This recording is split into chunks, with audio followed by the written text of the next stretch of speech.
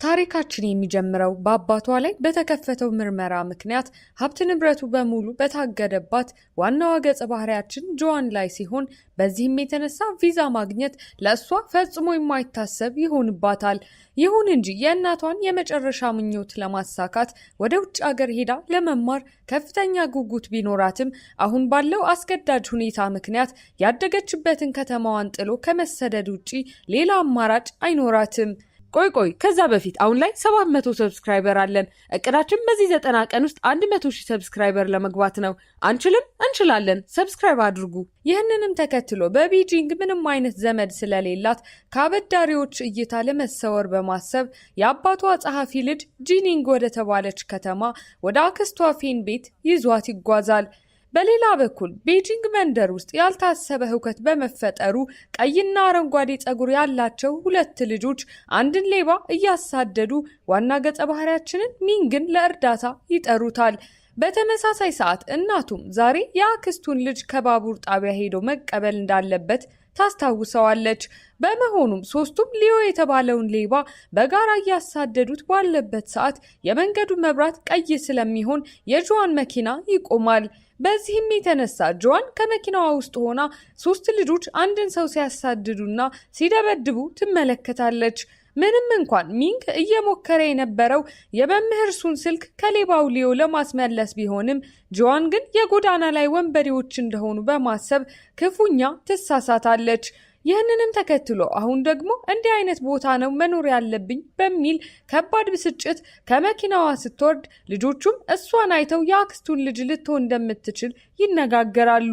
በዚህም የተነሳ አረንጓዴ ጸጉር ያለው ልጅ ሀው እንደሚባል በመንገር ከቤጂንግ መምጣቷን ሲጠይቃት ጆዋንም ጉዳዩ ምንም እንደማያገባቸውና የራሳቸውን ስራ እንዲሰሩ በንቀት ነግራቸው ወደ መኪናዋ ትመለሳለች። ይሁን እንጂ አሽከርካሪው ወደ ሻደሴት ጸጉር ቤት የሚወስደውን መንገድ ከነሱ ከጠየቀ በኋላ ለውለታቸው ጥቂት ገንዘብ ሰጥቷቸው ወደ መኪናው ሲገቡ ለጆዋን በገንዘብ ማንኛውም ነገር ማድረግ እንደሚቻል በመንገር ስሜቷን ያረጋጋታል። በሌላ በኩል እነሱ እንደሄዱ መምህር ሱ ሲደርስ ልጆቹ ስልኩን እንደሚመልሱለትና ስልኩን ካረጋገጠ በኋላ መምህሩ ሚንግን ሊያነጋግረው እንደሚያስቆመው እንመለከታለን። በተመሳሳይ ሰዓት በማጆንግ መዝናኛ ክለብ ውስጥ ፌንና ጓደኞቿ ስለ ጆዋን እናት ጉዳይ ማለትም የፌን የእህት ልጅ መሆኗንና ከ2 ዓመት በፊት ከዚህ ዓለም በሞት መለየቷን እያነሱ ይወያያሉ።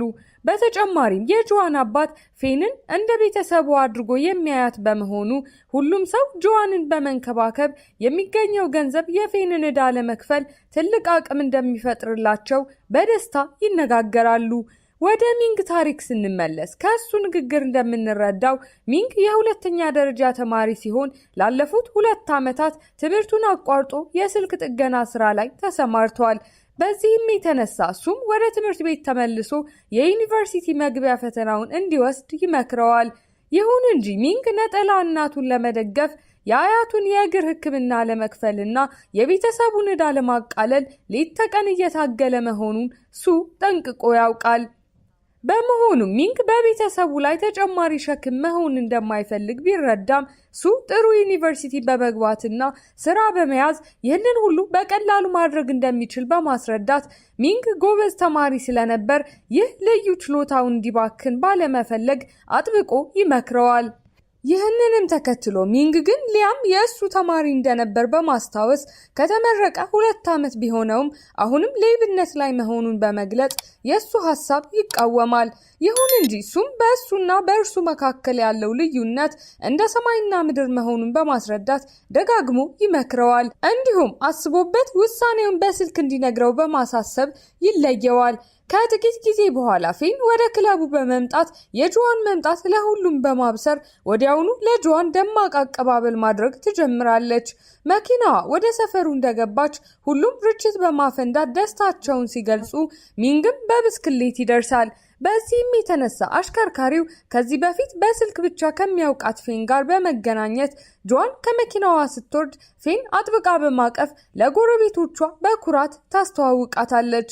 ይሁን እንጂ አሽከርካሪው ሲሄድ ጆዋን የአባቷን ንጹህነት እንዲያረጋግጥላት አጥብቃ ትለምነዋለች።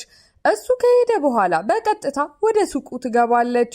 በሱቁ ውስጥ ፌን ገንዘብ እንድታወጣ ስትጠይቃት ጆን ፓኬቱን በመስጠት ፌንም ቆጥራ 300 መሆኑን ታያለች። ቪዲዮውን እዚህ ድረስ ከተመለከታችሁ ተመችቷችኋል ማለት ነው። ቪዲዮውን ላይክ ቻናሉንም ሰብስክራይብ ማድረግ እንዳይረሳ እንላለን። ወደ ታሪካችን የተስማሙት በ50 እንደነበር በማስታወስ የቀረውን 20 ስትጠይቃት ጆን ይህ የገንዘብ መጠን ከአንድ ሆቴል ወጪ እንደሚበልጥ በመግለጽ ቀሪውን ስትሄድ እንደምትሰጣት ታስረዳታለች። ይህ በእንዲህ እንዳለ ሚንግ በሩ ላይ ቆሞ ሳለ ፌን ለጆን በማስተዋወቅ አካባቢውን በደንብ የማስጎብኘት ኃላፊነት ብትሰጠውም የእሱ መልስ ግን አሁን ስራ እንደበዛበት በመግለጽ ጥያቄዋን ውድቅ ያደርገዋል።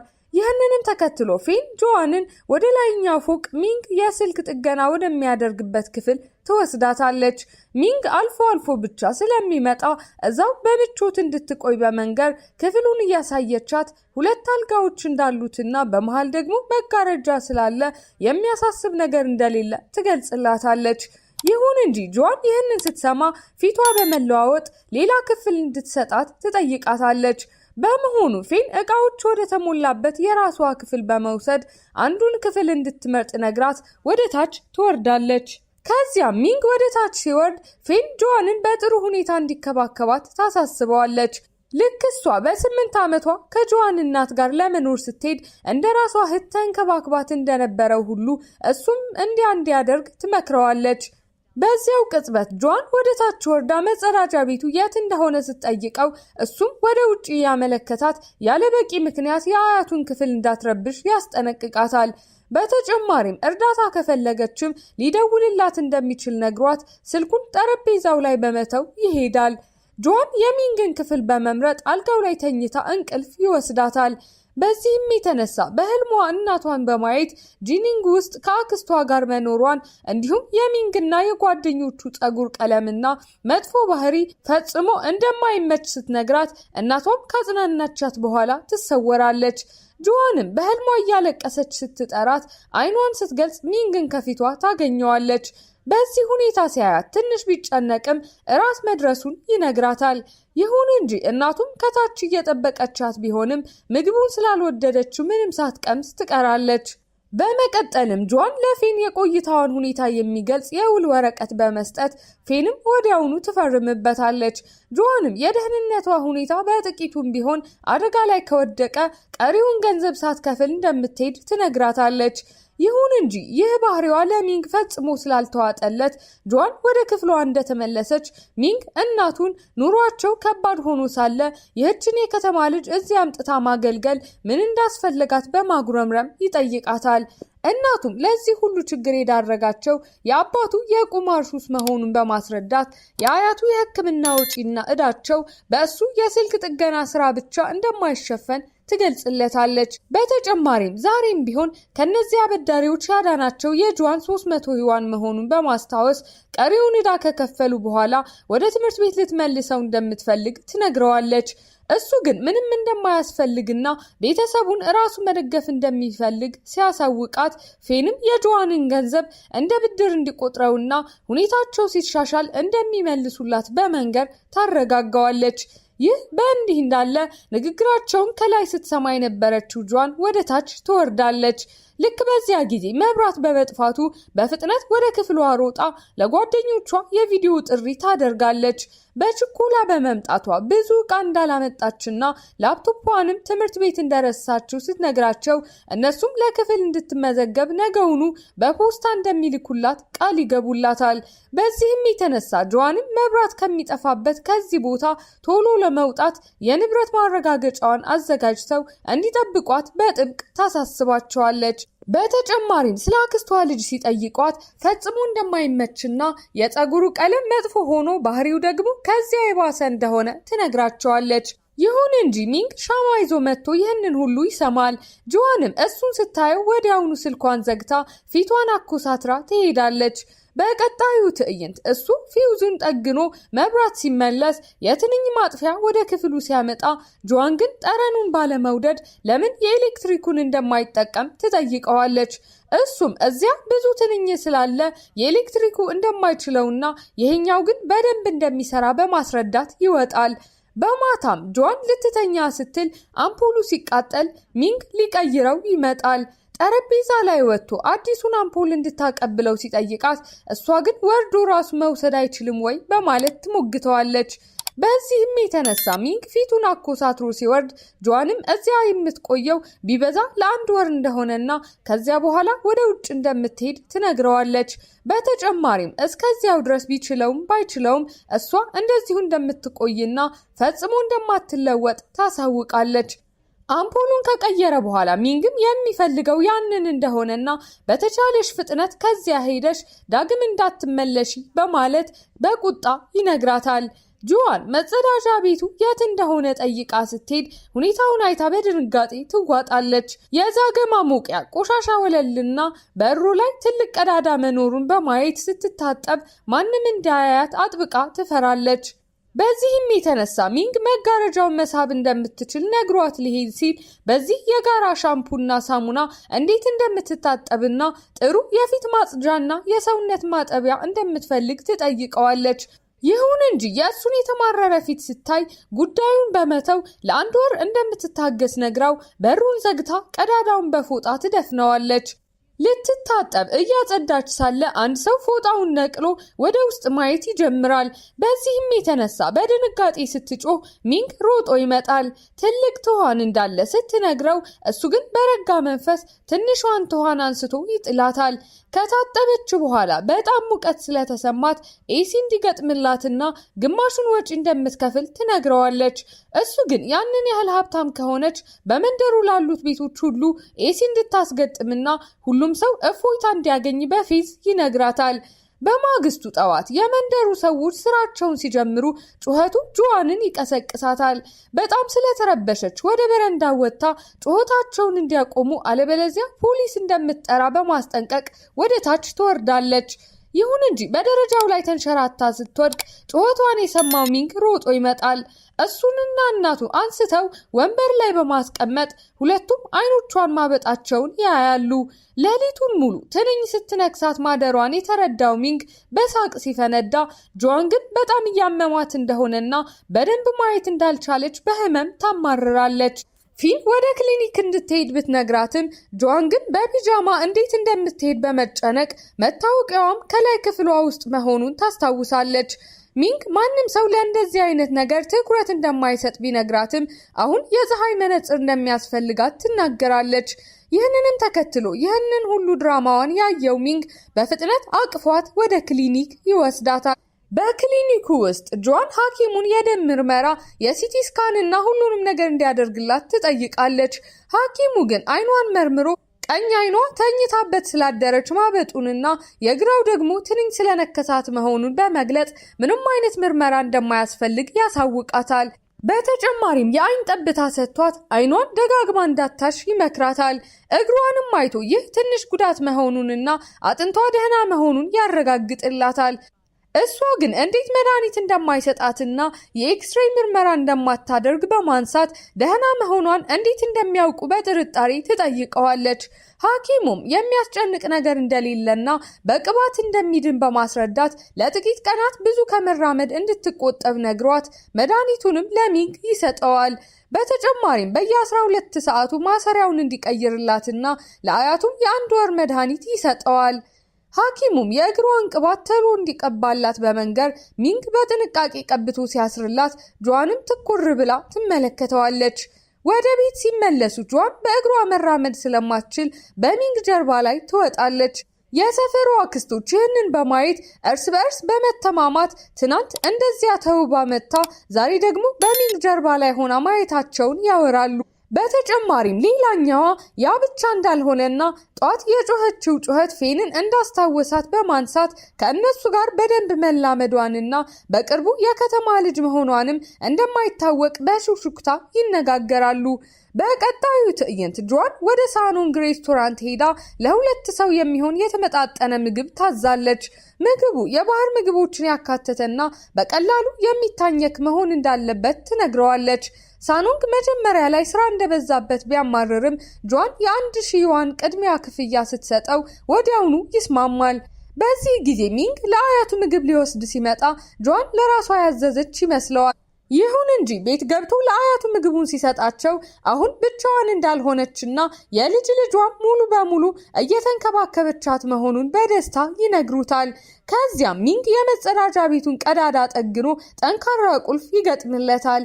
ጆን ፍራፍሬ ለመግዛት ወጣ ብላ ሳለ በመንገድ ላይ ውሃ አግኝቷት ላፕቶፕ ያለበትን ይሰጣታል። በፍጥነት ለኮርስ ምዝገባዋ የሚሆን ቪዲዮ መቅረጽ ስትጀምር ከታች የፊን ጩኸት ይሰማታል። ፊን ሚንግን የጋራ መጸዳጃ ቤቱን ቁልፍ ለምን እንደቀየረውና ሁሉም ሰው ለሚጠቀምበት ነገር እነሱ ለምን ወጪ እንደሚያወጡ ትቆጣዋለች። እሱም ጆን ተቸግራበት እንደነበር ሲነግራት ፊን እሷም ለብዙ ዓመታት ተጠቅማበት ምንም እንዳልሆነች በማስረዳት ከሁሉም ገንዘብ ለመሰብሰብ ትሄዳለች። ልክ በዚያ ጊዜ ጆን መታ ክፍያውን በስልክ መተግበሪያ በመፈጸም ታረጋጋታለች። ይህንንም ተከትሎ ሚንግ ተከትሏት በመምጣት ገንዘቡን እንደመለሰላትና እንድትቀበለው በመንገር እናቱ የተቆጣችው በገንዘቡ ምክንያት ሳይሆን ሁሉም ሰው ሁልጊዜ ስለሚጠቀምባቸው አግባብ እንዳልሆነ ስለተሰማት መሆኑን ያስረዳታል። ጆን ግን የውል ወረቀቱን አውጥታ ግንኙነታቸው አገልግሎት መግዛትና መሸጥ ብቻ መሆኑን ትገልጽለታለች። ይህ ባህሪዋ ሚንግን በጣም በማናደዱ እቃዋን ጠቅልላ ወደ ሆቴል እንድትሄድ ሲነግራት ጆንም ሻንጣዋን ይዛ ትወጣለች። ወደ መንደሩ ምርጥ ሆቴል ስትሄድ የክፍሉ ርካሽነት ቢገርማትም ኤሲና የባህር እይታው ያስደስታታል። ነገር ግን ብዙም ሳይቆይ መብረቅ ሲመታ ኤሲውና ዋይፋዩ ይቋረጣሉ። በዚህም የተነሳ የሆቴሉ ማናጀርም ጠጋኝ የሚመጣው ነገ እንደሆነ ይነግራታል። ጧት የጎረቤት እንግዳ ጩኸት እንቅልፍ ይነሳታል። ሚንግ ችግሩን ለመፍታት የሆቴሉ መቀበያ ላይ ተቀምጦ ሳለ ጆን በንዴት ወደ ጎረቤቷ ክፍል ስትሄድ በማየት በሩን ስታንኳኳ አንድ ትልቅ ሰው ሲወጣ ሚንግ ደርሶ የተበላሸች የአክስቱ ልጅ መሆኗን በመግለጽ ይቅርታ ጠይቆ ሁኔታውን ያበርደዋል። ከሆቴሉ ለመውጣት ወስና ስትወጣ በጸሐፊው ልጅ ስልክ የባንክ ካርዶቿ መታገዳቸውን ትሰማለች። ወደ ቤት ስትመለስ ለፊን ሻንጣውን ይዛ የእግር ጉዞ አድርጋ እንደመጣች ትዋሻታለች። በቀጣዩ ትዕይንት ጆን የላፕቶፕ ቦርሳዋ አውቶቡስ ውስጥ እንደተሰረቀ ስትገነዘብ ለፖሊስ ሪፖርት ለማድረግ ትሄዳለች።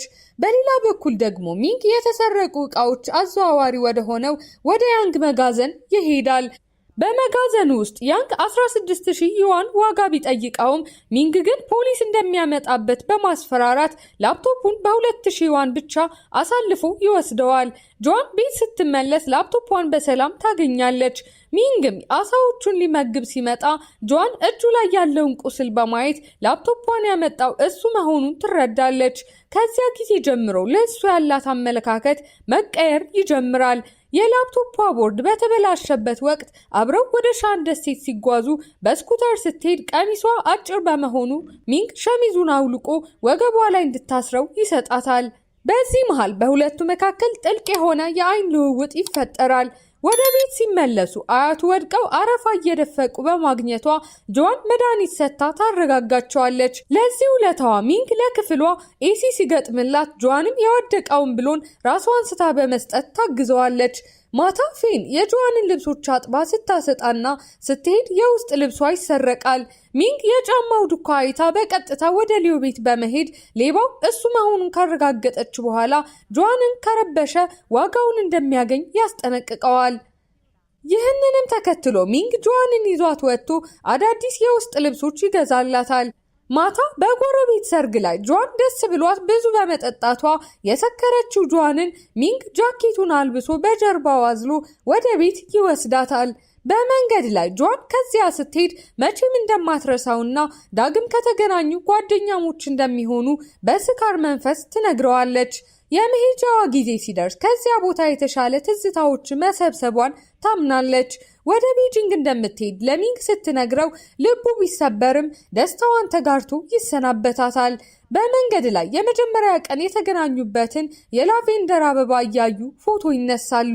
የውል ወረቀቱን ኪሱ ውስጥ ከታ እዚያ እንደሚያበቃ በመንገር ወደ ቤጂንግ ብትጓዝም ቤጂንግ እንደደረሰች ህልሟ ሁሉ ይፈራርሳል።